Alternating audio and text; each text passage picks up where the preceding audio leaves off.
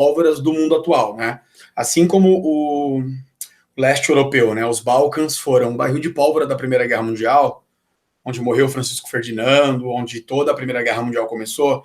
Eu, nas minhas análises aqui, lendo alguns historiadores americanos e outros grupos que tentam entender o mundo atual, né, o mundo do século XXI, eles compreendem que o Oriente Médio é o grande epicentro de uma possível guerra mundial.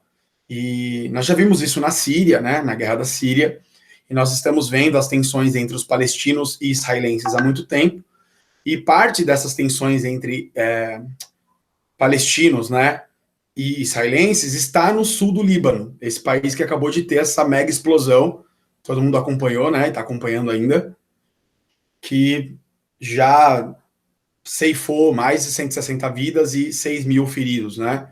Metade da capital, Beirute, foi basicamente destruída. Os prédios que não caíram estão comprometidos e tal. Há um risco de fome lá, porque o porto foi destruído e a entrada e a saída de produtos está comprometida. Os hospitais que já estavam sobrecarregados por conta da Covid-19 estão agora mais sobrecarregados, tá? Há uma crise política, né, porque há uma disputa religiosa pelo poder. Para quem nunca teve aula de Líbano, e comigo mesmo vocês nunca tiveram, esse ano nós teremos aula de Oriente Médio.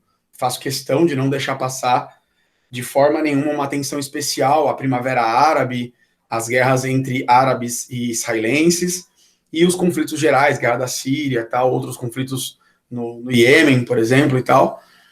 Mas pegando especificamente o caso do Líbano agora de forma bem resumida, só para dar um gancho para vocês lerem os 2 artigos que eu coloquei no Classroom também. Então, para quem não viu ainda, lá no Classroom de vocês tem 2 links, tá? A explosão do Líbano e as lutas religiosas pelo poder, e o que se sabe até agora sobre a mega explosão no Líbano. Esse link é muito louco, porque ele tem vários vídeos mostrando de diversos pontos da capital o que aconteceu, tá? E esse vai falar da guerra, da disputa religiosa pelo poder. De forma geral, terceirão, o Líbano é um país que tem três grandes ramificações religiosas no poder. O presidente, o cargo executivo de presidente é ocupado por um cristão, que supostamente deve ser um cristão ortodoxo, tá? Não é um cristão romano, né? Não segue o Papa, mas deve ser um cristão ortodoxo nos moldes da Rússia ali, né? Dos cristãos gregos, assim por diante. Daquela divisão que vocês viram na Idade Média, né? Que dividiu a igreja em duas, a igreja romana ocidental e a igreja ortodoxa oriental, no famoso cisma do Oriente, lá em 1054. Fora esses cristãos, nós temos o primeiro-ministro, que é muçulmano, se não me engano, muçulmano sunita, né? Que é a maioria dos muçulmanos no Oriente Médio. Então, presidente cristão, primeiro-ministro muçulmano sunita, e o chefe do parlamento libanês, ele é um muçulmano xiita. E fora isso, ainda tem os drusos, que são muçulmanos que não são nem sunitas, nem xiitas, mas que estão ali naquele contexto de disputa pelo poder. Tá, beleza. Resumindo, o que nós temos? Gente, a história do Líbano é a seguinte: foi colônia da França até 1948. E no fim da Segunda Guerra Mundial, houve o processo de independência da maioria dos países da África e da Ásia. E o Líbano fez a independência em 1948. E um dos acordos que a França fez com as elites libanesas foi de que houvesse, então, um governo misto, um governo que representasse todas as etnias políticas e religiosas, para que as guerras civis e os conflitos entre a disputa entre eles fosse, de uma certa forma, amenizada. E foi por isso que se criou essa ideia de presidente cristão, primeiro-ministro. Só que o que isso representa? Isso representa uma disputa muito grave pelo poder, que acaba levando o país para conflitos civis, para guerras civis, inclusive para fundamentalismos que dão origem a grupos terroristas, como é o caso do Hezbollah. O Hezbollah é um grupo que atua no sul do Líbano, que, infelizmente, né, faz fronteira com Israel, tá? E o Hezbollah é um grupo fundamentalista xiita, que atua dentro da guerra da Síria, a favor do governo da Síria, e atua na região da faixa de Gaza e dos limites com Israel, praticando atentados militares contra Israel por conta da presença israelense ali. Todo mundo, eu acho que já tem uma ideia de que Israel ocupou terras palestinas quando a ONU reconheceu Israel como país no pós-Segunda Guerra, em 1947 e 1948. Então nós temos uma série de conflitos ocorrendo no Oriente Médio que já são muito preocupantes e que foram aumentados, né, ampliados com a mega explosão do Líbano. E eu faço, então, uma fala rápida com vocês sobre isso, porque tem tudo a ver com temas que caem no vestibular e são extremamente importantes para a gente analisar. Aí peço, por gentileza, que junto com essas informações, que vocês leiam primeiramente o artigo e depois, caso vocês queiram discutir mais, ó, tem uma pessoa tentando entrar há 1 hora e eu não recebi. Desculpa a demora de ter clicado em aceitar, eu estava falando aqui, acabei não ouvindo o barulho, tá? Cauã, né? Cauã, bom dia. Então, quem que tá aí? Vamos lá. Eu acho que não entrou não, pro... Oi? Acho que não entrou não, Cauã. Não, então, acho que foi impressão minha. Isadora, Evelyn, vamos lá, todo mundo, Matheus aí, Paludete, Isa, Alice. Vocês chegaram a dar uma olhada nessa questão? Fala aí, mano. Professor, Pode falar. Analisa a minha análise. Sim. E vê se os conflitos de hoje em dia no Oriente Médio é decorrente da ONU ter colocado Israel dentro da Palestina. Isso foi um grande conflito. E que gerou...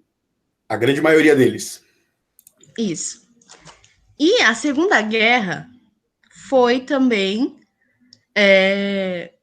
originada por causas de coisas que aconteceram na Primeira Guerra. Sim. Então, nunca acabou. Perfeito. Tudo decorrente, um do outro. A Primeira Guerra deu origem à Segunda Guerra, a Segunda Guerra deu origem às guerras até os dias de hoje. Cara, sua análise é louca, né? Uma análise assim, bem... Vamos dizer... percebe-se que você sabe do que você está falando, por isso que você misturou tudo, entendeu? É legal a gente conseguir dividir as questões, mas tá certo o que você falou, tá perfeito. É isso. Eu até peço licença para analisar a sua análise com o mapa de um dos artigos que eu coloquei, que é esse aqui, ó. O que se sabe sobre a mega explosão que lançou nuvem cogumelo no céu de Beirute, no Líbano. Veja imagens. Então tem os vídeos que eu não vou mostrar, mas tem um mapa que eu gostaria de usar para entrar um pouco nessa linha de raciocínio que você está tendo. E a sua linha de raciocínio ela é brilhante. Então, cara, quando você olha para o Oriente Médio hoje, Alice, terceiro ano, você está olhando para o quê, cara? Você está olhando para uma região que foi palco de domínio macedônio, Alexandre o Grande, no final do período helenístico lá da Grécia. Depois foi palco de domínio romano, durante o Império Romano. Depois foi palco de domínio muçulmano, Império Árabe, durante toda a Idade Média. No final da Idade Média, houve as cruzadas, onde cristãos, nobres cristãos, fundaram colônias e fundaram igrejas nessa região. Então, olha a disputa pelo espaço geográfico, olha a geopolítica do território.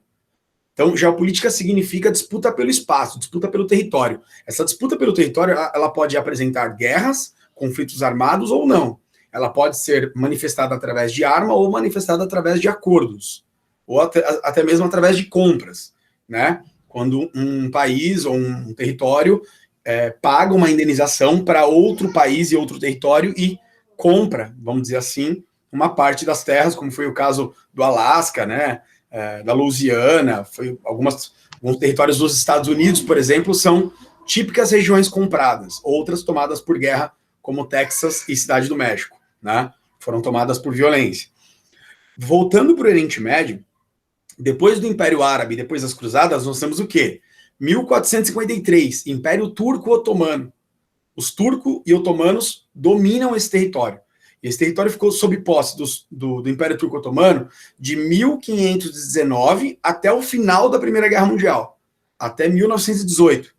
Em 1918, o Império Turco-Otomano se desfaz, ele acaba, e essas nações que já sonhavam com um governo próprio não podem ter um governo próprio, porque agora Inglaterra domina o norte do Oriente Médio e França domina o sul do Oriente Médio. E no caso do Líbano, dominado pela França. Olha que loucura. Aí nós temos, final da Primeira Guerra, protetorados anglo-franceses, né? Britânicos e franceses no Oriente Médio. Então eles ficam durante todos esses períodos de 21 anos, do fim da Primeira até o início da Segunda Guerra, sob domínio da Inglaterra e da França. Só que no meio dessa história toda, a Inglaterra oferece aos judeus do mundo todo uma promessa de construir um território, que é esse território bonitinho que vocês estão vendo aqui, ó, chamado Israel. A Inglaterra vai lá no Tratado de Balfour, em 1919, e promete a Israel uma terra, um estado autônomo na sua ex-terra natal, na região prometida, né, pelos judeus, aí, pelos patriarcas do Antigo Testamento, ao povo de Israel. Sem consultar ninguém, sem consultar os muçulmanos, sem consultar os cristãos, sem consultar ninguém. Eles prometem um território para Israel. Com o Holocausto nazista, Alice, ou seja, com a eliminação de 6 milhões de judeus pelos campos de extermínio da Alemanha nazista por Hitler, a Organização Mundial, a ONU, né, a Organização das Nações Unidas, e a comunidade internacional, ela se comove. Ela fala, nossa, como que a gente pôde permitir isso? A gente permitiu que Hitler fizesse isso com os judeus. E os judeus são a elite do mundo, gente. Os judeus são a classe social mais rica do planeta. As famílias mais ricas do mundo, em geral, são de famílias judaicas. E aí há uma comoção internacional, a ONU vai e reconhece, então, parte do território palestino dado aos judeus. 1947, temos a partilha da Palestina. 1948 é oficialmente criado o Estado de Israel. Sem nenhum tipo de consulta aos muçulmanos, que já estavam divididos entre sunitas e xiitas e drusos e agora estão ofendidos por terem perdido parte do seu território para os judeus. E como se não bastasse isso, ao longo da Guerra Fria nós temos influências soviéticas e americanas em ambos os lados, criando áreas de conflito. E como Israel ainda não acabou com o seu projeto de expansão, porque o objetivo final de Israel é reconquistar Jerusalém, que é uma capital internacional que está dividida entre Israel e Cisjordânia, Israel continua criando assentamentos e colocando famílias de judeus imigrantes nesses assentamentos para, com o passar do tempo, como a taxa de natalidade deles é elevadíssima, uma mulher judia nessas regiões tem uma média de 6 filhos por mulher, a taxa de natalidade, eles estão virando maioria. E os muçulmanos estão se sentindo cada vez mais ofendidos e reprimidos por isso, e aí dando origem a grupos como Fatah, Hamas e Hezbollah, que são grupos, não são grupos terroristas, tá? São grupos políticos que acabam, muitas vezes, usando força para tentar conquistar suas reivindicações. No caso do Hezbollah, que é um grupo que atua aqui no sul do Líbano, a gente considera, de fato, um grupo terrorista porque eles praticam e fazem a sua política com ações armadas. Mas no caso da faixa de Gaza, ao sul de Israel, o Hamas e o Fatah já viraram mais partidos políticos mesmo. Eles disputam o poder na região, através de eleições, e lutam diplomaticamente através da ONU para que Israel devolva territórios que foram tomados ao longo do século XX. Sim. Esses povos sofreram ao longo da história desde sempre. É muito louco. São só, terceiro, 6 milhões de palestinos no mundo hoje. Só. 6 milhões de pessoas que tiveram que sair das suas casas e migrar pelo deserto em busca de um novo lugar para morar.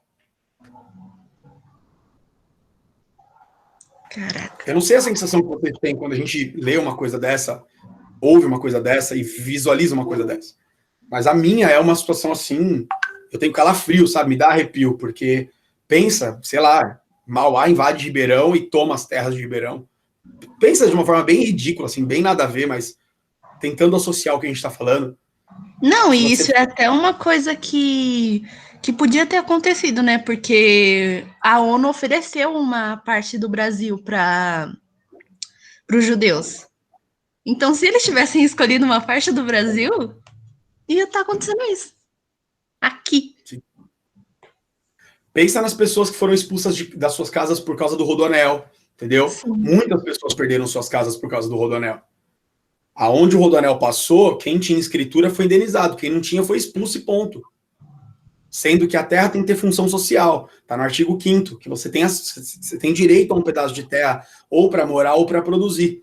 E essas pessoas, elas foram literalmente expulsas por conta da construção de um, cara, no meu ponto de vista, de um excelente projeto de infraestrutura de transporte, porém, que trata o ser humano como número, entendeu? E um estado que tem terra sobrando, que tem dinheiro sobrando, que podia pôr esse cara em qualquer lugar, né, adequado para morar. E aqui em Ribeirão nós conhecemos pessoas na Santa Clara que perderam casa, na Vila Sueli que perderam casa, no Santo Inês ali. Então isso está diretamente associado a vários outros aspectos. No caso do Oriente Médio, é uma disputa muito mais acirrada, né, muito mais violenta, porque Israel tem apoio direto dos Estados Unidos desde a fundação de Israel. Tá? E eles não param por aí, eles querem Jerusalém. Só que a ONU luta desde a criação de Israel para manter Jerusalém como uma capital internacional. Ou seja, parte dela tem influência judaica, parte dela tem influência cristã e parte dela tem influência muçulmana. E essa é a ideia, para criar uma capital internacional evitando novas guerras. Aí vem Donald Trump em 2017 e fala, não, mas Jerusalém é uma capital inseparável de Israel. Nós vamos apoiar essa transferência de capital de Tel Aviv para Jerusalém. Aquilo que nós tentamos 50 anos, 70 anos, tentar transformar num acordo de paz, em 2 anos de Trump, a gente jogou tudo por água abaixo. E agora com o apoio do mito. Né? Estamos continuando, né? Nosso presidente apoia o Trump e apoia Israel para retomar Jerusalém. Isso gera um conflito não só social, político e militar, como um conflito econômico, porque 10% das nossas commodities são exportadas para os países árabes. Eles podem simplesmente parar de comprar da gente e comprar de outro país. Isso vai acabar gerando uma crise econômica para nós, caso não seja feito nada para parar o mito e fazer com que ele pare de interferir nessas questões que devem ser neutras. Né? O Brasil sempre foi, desde a fundação da ONU, a posição diplomática do Brasil na ONU sempre foi de neutralidade, de paz e amor. Então, eu beijo todo mundo, abraço todo mundo, entendeu? Árabe, cristão, judeu, eu quero amizade com todos. Essa sempre foi a postura dos governos brasileiros e que foi alterada por esse último governo, que tem uma posição muito forte dos evangélicos. Os evangélicos, eles têm uma visão de que as promessas se cumprindo para Israel também se cumprem para os cristãos, as promessas bíblicas, né?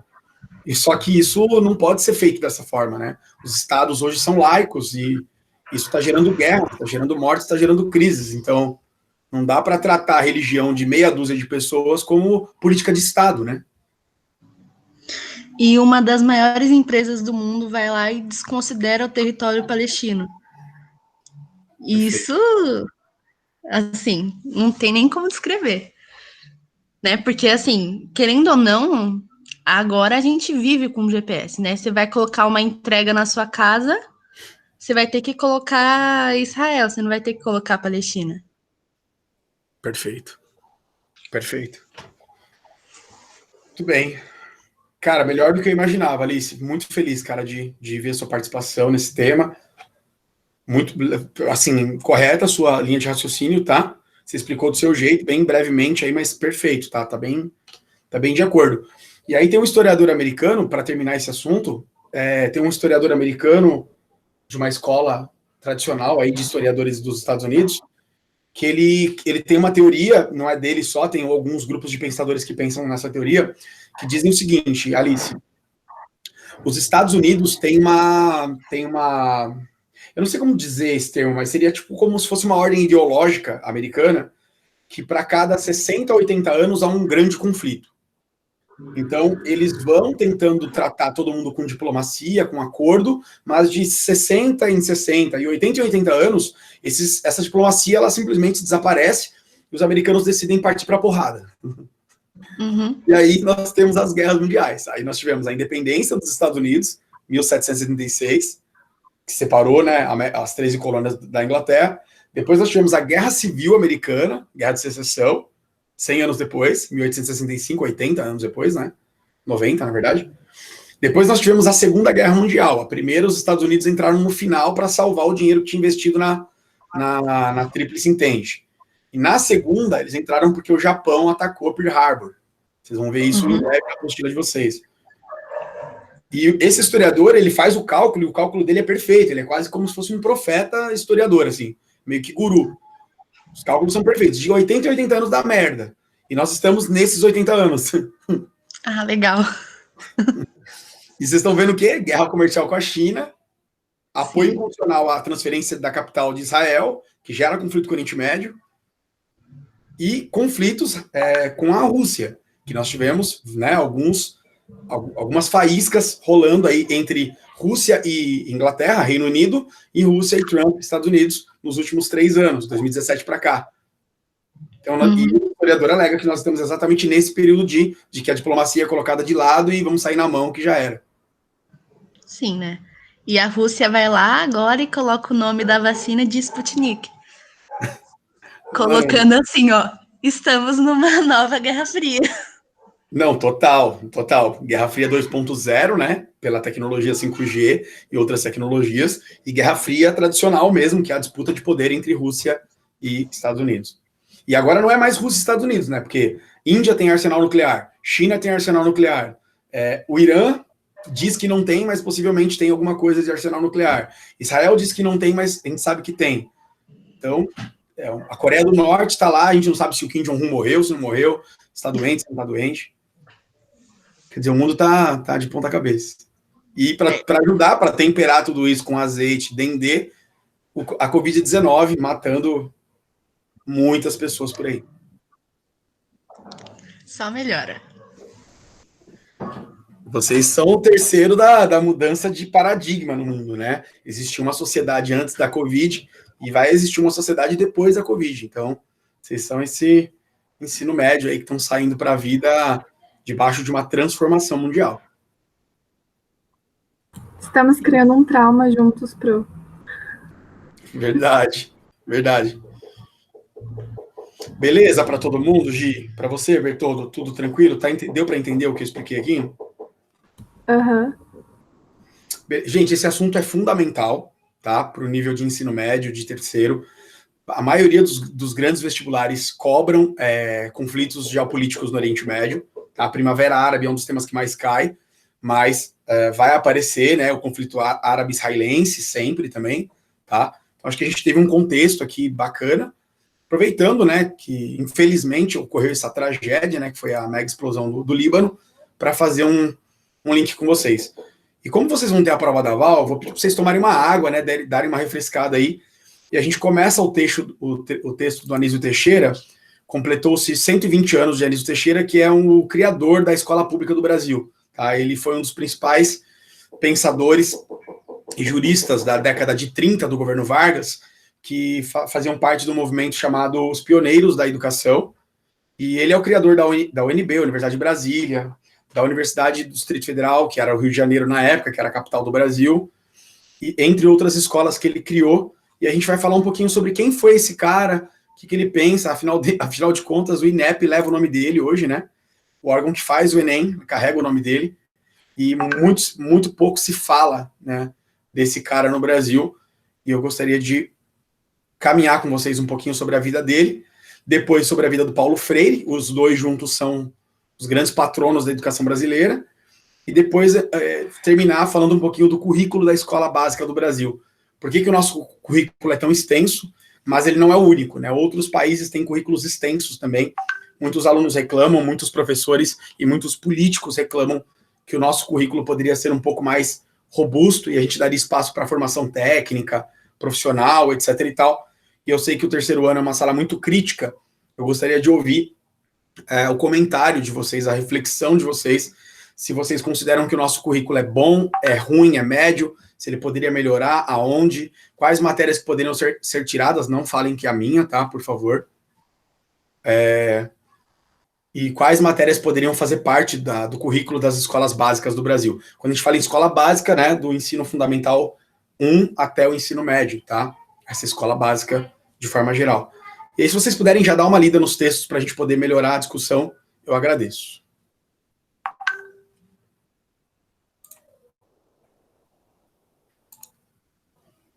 Tudo bem?